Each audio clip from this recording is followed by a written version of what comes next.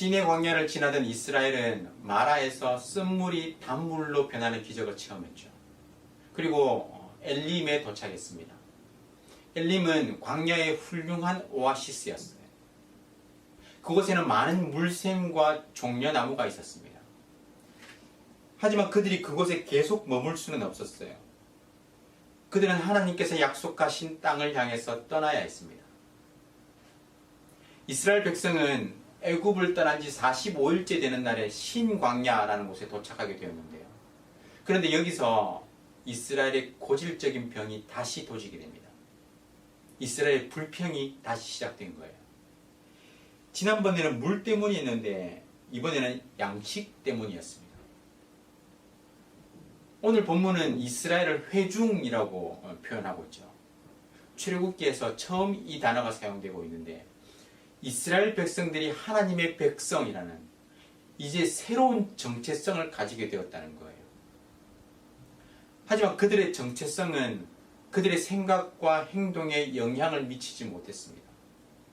여전히 불평과 원망으로 반응한 것이죠. 3절을 한번 보십시오. 이스라엘 자손이 그들에게 이르되 우리가 애굽 땅에서 고기 가마 곁에 앉아있던 때와 떡을 배불리 먹던 때에 여호와의 손에 죽었더라면 좋았을 것을 너희가 이 광야로 우리를 인도해내어 이 온 회중이 줄여 죽게 하도다. 그들은 애굽을 그리워했습니다. 광야에서 자유롭지만 굶어 죽는 것보다 압제를 당하더라도 배불리 먹고 죽는 것이 더 낫겠다고 불평한 것입니다. 우리말에 이런 말이 있죠. 먹고 죽은 귀신이 때깔도 좋다. 이런 의미예요. 그런데 이 불평은 단순히 불평으로 끝나지 않았습니다. 불평이 비난으로 바뀌어요. 모세와 아론을 향해서 너희가 우리를 죽이려 한다 이렇게 비난한 것이죠. 이스라엘의 신앙은 마치 모래 언덕과도 같았습니다.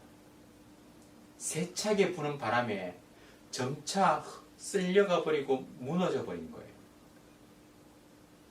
하지만 하나님은 이 원망과 불평, 심지어는 비난 가운데도 4절에서 이렇게 말씀하시죠. 보라, 내가 너희를 위하여 하늘에서 양식을 비같이 내리리니 백성이 나가서 일용할 것을 날마다 거둘 것이라. 광야가 이스라엘에게 훈련의 장소라고 말씀드렸죠.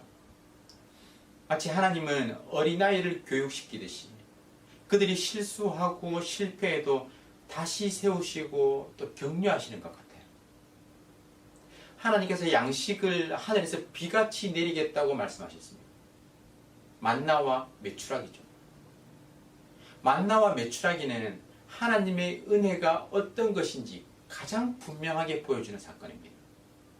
13절, 14절 말씀에 의하면 저녁에는 메추라기가 와서 진에 덮이고 아침에는 이슬이 진 주위에 있더니 그 이슬이 마른 후에 광야 지면에 작고 둥글며 서리 같은 것 같이 가는 것이 있었다고 나오죠. 하나님은 고기에 굶주린 이 이스라엘 백성들을 위해서 저녁에 메추라기 파티를 열어주셨어요. 메추라기는 유럽에서 아프리카로 이동하는 철새입니다. 봄과 가을이 되면 메추라기가 유럽과 아프리카 사이를 이동하다가 시내 광야에 잠시 머물러서 쉬었던 것이죠. 최근까지도 엄청난 수의 메추라기들이 시내 광야를 찾고 있다고 하는데요. 민수기 11장을 보면 광야 생활 중에 메추라기가 2규빗 두께로 이스라엘 진 주위에 쌓였다고 합니다. 여러분, 한 규빗이 얼마인지 아십니까? 성인 남성의 팔꿈치부터 손목까지가 45cm, 이게 한 규빗이거든요. 2규빗이라 그러면 90cm의 두께로 쌓인 거예요. 메추라기의 그 이동, 그곳에 내리는 것이 자연현상이라고는 하지만 아주 놀라운 일이죠. 하나님의 은혜입니다. 그리고 아침에는 진주위에 이슬이 내렸습니다. 그 이슬이 마르면서 작고 둥글며 서리같이 가는 것이 있었어요. 이것이 무엇이냐라는 의미에서 만나라고 불렀습니다. 어떤 이들은 이 만나도 자연현상으로 설명하고자 합니다. 광야에 사는 어떤 벌레의 분비물이었다고 주장하는 거죠. 그런데 생각해 보세요. 출애굽한 이스라엘 백성들은 200만 명이 넘었습니다. 이들이 하루 동안 먹어야 하는 그 음식은요, 엄청난 양이에요. 벌레의 분비물로는 설명할 수 없는 것이죠. 그리고 만나는 주중에는 하루만 지나도 상했습니다. 반면에 안식일에는 이틀을 두어도 괜찮았어요. 하나님의 기적적인 은혜 말고는 설명할 수 없는 것이죠. 오늘 본문도 보세요. 만나가 하늘에서 내려왔다는 것을 계속해서 강조하고 있습니다. 만나는 이 땅의 소산이 아니라 하늘에서 내려온 특별한 양식이었던 것이죠. 이스라엘은 아무것도 한 것이 없었지만 하나님께서 전적으로 그들에게 공급하셨습니다. 그들은 단지 나가서 거두어 드리면 되는 것이었어요. 하나님의 은혜죠. 값없이 거저 주신 것입니다. 우리 또한 하나님의 은혜를 경험하고 있지 않습니까? 우리가 누리는 모든 것이 하나님의 은혜입니다. 하지만 자칫 잘못하면 이 은혜를 깨닫지 못합니다. 나의 노력, 나의 열심, 또 나의 능력이라고 오해하는 거예요. 하지만 아닙니다. 결코 아니에요. 하나님의 은혜입니다. 내가 누려왔던 그 모든 것이 하나님의 은혜이고 내 삶의 걸음걸음이 모두 하나님의 은혜입니다. 이 어려운 순간을 버티고 또 지나가게 하시는 것도 하나님의 은혜입니다. 이 은혜를 붙잡고 또 이 은혜를 풍성히 경험하시기를 주님의 이름으로 축원합니다. 그런데 하나님께서 만나를 주실 때 이를 통해서 순종을 시험하셨습니다. 4절 후반부는 백성이 나가서 일용할 것을 날마다 거둘 것이라 이같이 하여 그들이 내 율법을 준행하나 아니하나 내가 시험하리라 이렇게 말씀하고 있죠. 사실 이스라엘에게 만나를 주시기 전부터 그들에 대한 하나님의 테스트는 시작되었습니다. 하나님은 이스라엘이 양식에 대해서 불평하기 전에 먼저 만나를 주실 수도 있었어요. 마라를 만나기 전에 엘림을 만나게 하실 수도 있었습니다. 하지만 하나님은 그들이 어떻게 반응하는지 지켜보신 거예요. 물론 이스라엘은 이 테스트에서 낙제점을 받았습니다. 불평과 원망으로 비난했던 것이죠. 하나님은 만나를 통해서 다시 그들을 시험하셨습니다. 이스라엘 각 사람은 아침에 나가서 하루치 분량의 만나만 거두어야 했습니다. 다음 날을 위해서는 조금이라도 남겨두어서는 안 되는 것이죠. 일용할 양식만 거두어야 했어요. 이것이 만나의 법칙입니다. 우리는 주기도문 말씀을 통해서 이 부분을 자세히 살펴보았죠.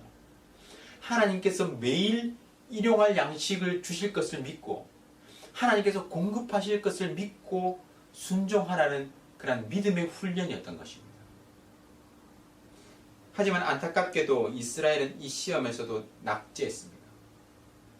19절에 보면 아무든지 아침까지 그것을 남겨두지 말라라고 하셨는데 그들은 하나님이 명령하신 대로 하지 않고 다음날 아침까지 남겨두었어요.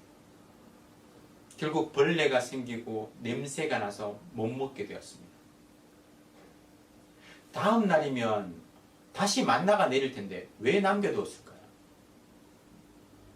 쌓아두려 한 거예요. 인간의 죄악된 본성이죠. 다른 이보다 더 가지려 하고 다른 이보다 더 쌓아두려 한 겁니다. 하나님께서 베푸시고 공급하시는 것보다 자신이 쌓아놓으려 한 거예요. 하나님을 의지하는 것이 아니라 자신을 의지하고자 한 것이죠. 이 시험에서 이스라엘은 또 실패했습니다. 오늘 본문 20절은 모세가 그들에게 노하니라 이렇게 기록하고 있죠. 하나님의 은혜의 역사를 거듭 경험했던 하나님의 기적의 역사를 거듭 경험했던 모세의 입장에서 보면 이스라엘의 불신과 불순종은 도저히 이해가 되지 않았습니다. 한심한 일이었던 거예요. 사랑하는 성도 여러분, 우리는 하나님의 은혜 속에 살아가고 있습니다. 모든 것이 하나님의 은혜이고 우리의 삶 자체가 하나님의 은혜입니다. 이 은혜 속에서 하나님은 우리를 시험하십니다. 우리를 넘어뜨리려는 시험이 아니라 하나님의 말씀에 순종하는지 확인하고 또 이를 통해서 우리의 믿음의 성장을 도모하는 것입니다. 이 시험에 여러분들은 어떻게 반응하고 계십니까? 불평과 원망과 비난입니까? 아니면 감사와 찬양입니까? 하나님을 신뢰하며 순종하십니까? 아니면 욕심으로 불순종하고 계십니까? 저와 여러분의 삶이 하나님의 은혜를 더욱더 풍성히 경험하고 또 누리는 그 은혜 가운데 하나님께 순종하여서 믿음의 테스트를 성공적으로 통과할 수 있기를 주님의 이름으로 축원합니다. 우리 구국 기도문을 함께 읽으면서 기도하겠습니다. 마음을 다해서 기도에 동참해 주시기 바랍니다. 다 함께 읽겠습니다. 코로나 사태 속에서도 신실하신 하나님을 더욱 신뢰하게 해 주시옵소서. 이 모든 상황을 믿음으로 버티고 인내하며 회복을 경험케 해 주시옵소서. 코로나 재난으로부터 모든 성도들을 눈동자처럼 지켜 보호해 주시옵소서. 코로나19가 베트남과 대한민국과 세계에서 속히 지나가게 해 주시옵소서. 모든 가족과 함께 마음과 정성을 다해 하나님께 예배드리게 해 주시옵소서. 모든 성도가 경성에서 회개하고 의로운 삶의 열매를 맺게 해 주시옵소서. 교회의 생명사역을 적극 추진할 수 있는 여건을 속히 허락해 주시옵소서. 성도들이 처한 모든 환난과 어려움 가운데 피할 길을 허락해 주시옵소서. 성도들의 생업과 삶의 터전을 지켜주시고 결코 좌절하지 않게 해 주시옵소서. 이 땅에 확산되고 있는 코로나를 막아주시고 완전히 종식시켜 주시옵소서. 존귀하신 예수 그리스도의 이름으로 기도드립니다. 아멘. 오늘 말씀을 기억하며 기도하겠습니다. 모든 것이 하나님의 은혜라는 것을 고백하십니까? 그 채우고 돌보시는 하나님의 은혜를 고백하는 삶은 그 하나님을 의지하는 삶으로 이어집니다. 불평과 원망과 비난이 아니라 그럼에도 불구하고 하나님을 신뢰하고 의지하며 하나님 앞에 감사와 찬양으로 나아가는 것입니다. 저와 여러분의 삶이 그처럼 하나님의 은혜에 붙들린 삶, 은혜 속에서 늘 하나님 앞에 성장하는 삶으로 살아갈 수 있도록 기도하시기 바랍니다. 그리고 구국 기도문으로 나라와 민족과 교회의 회복을 위해서 각 개인과 가정의 기도 제목을 가지고 다 함께 간절하게 기도하겠습니다.